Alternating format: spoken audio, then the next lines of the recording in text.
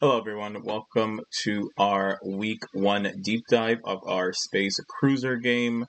Today what we're going to be focusing on is creating new players and enemies for our game. So to start off with, we're going to be creating a new player. So we're going to click on our player sprite, and once we're here, we're going to go back inside of our costume.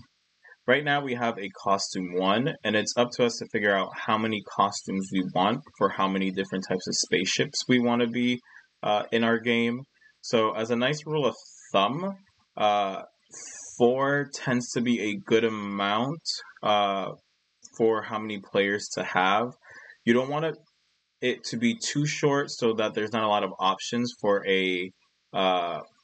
someone who's playing your game to decide from, and you don't want to make it too long because the way that we're going to be coding it is every time we click on a key, it's going to swap out the costume. So if you make too many, then if they accidentally click on it, they have to now click through everything to circle back to the costume that they want to use.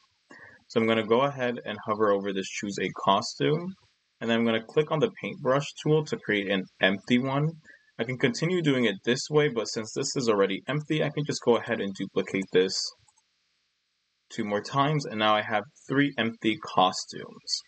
So now that I have this spaceship, I can create different ones. So if you want an easy way of creating multiple versions of your spaceship, then you can do this step, and I'll show you how to do it for costume 2. But try to make them different because that obviously will make it way cooler, having different colors, different looks and sizes to it. But this is for the student that kind of want to work a little bit more efficiently. So I'm going to go to the costume that I already have for my alien spaceship. I'm going to use my select tool, and I'm going to go ahead and copy it and move it to my costume 2 and paste it. Now that I have that, the first thing that I want to do is change the colors of my different objects. So I have this select tool, so I'm just going to go ahead and click on it and change my color. Remember not to use similar colors as your alien, so you want to separate the colors that you want to use for your hero spaceships versus the aliens that you're trying to attack. So that way it makes a clear definition of what's good and what's evil when it comes to your game. So maybe I want to make one pink, for example, since I don't have that. So I'm going to go to my red. I'm going to go ahead and make this pink.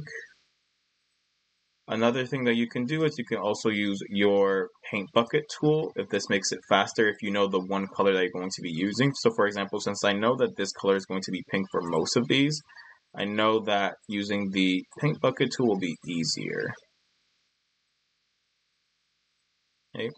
Now that I have that, now I want to create what I want for the color of the body. So I'm going to go ahead and make a gradient. So I can choose 2 different colors.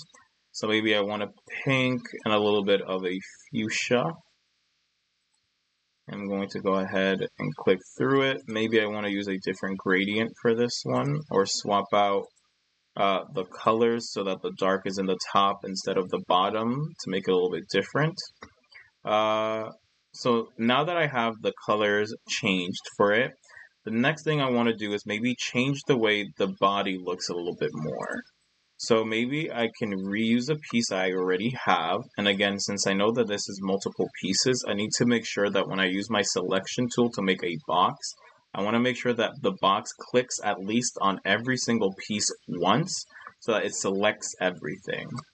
So now that I have this, an idea that I can do is I can change the size of the wing that I have, change the way it's positioned,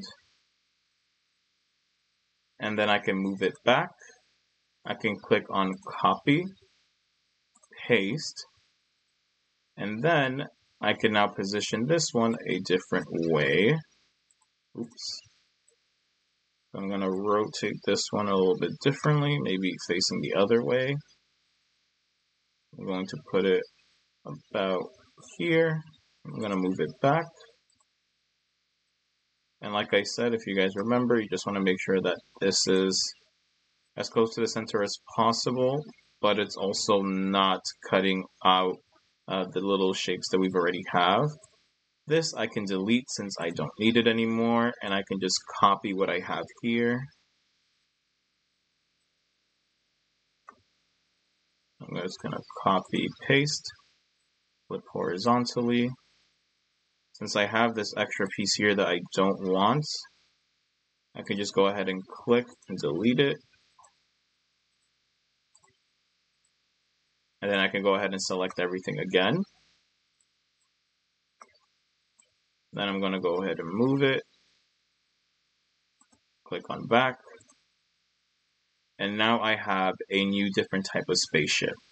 I can even go ahead and use my select tool and maybe change the mouth of this a little bit more to make it even more different, so it's hard for the player to tell that I've just ended up reusing a piece. Something like this maybe.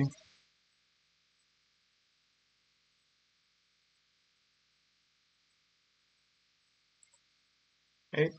And here now I have a brand new spaceship just by using the same pieces that I have for my older spaceship in order to create a brand new one.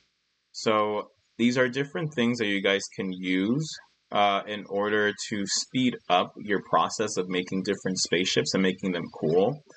The other way, and the other easy way to do it is obviously starting from scratch to create a brand new body, a brand new look for the spaceships, so that they don't always look the same, because you can easily see that it has similar feelings and shapes as the one that I originally have with this one.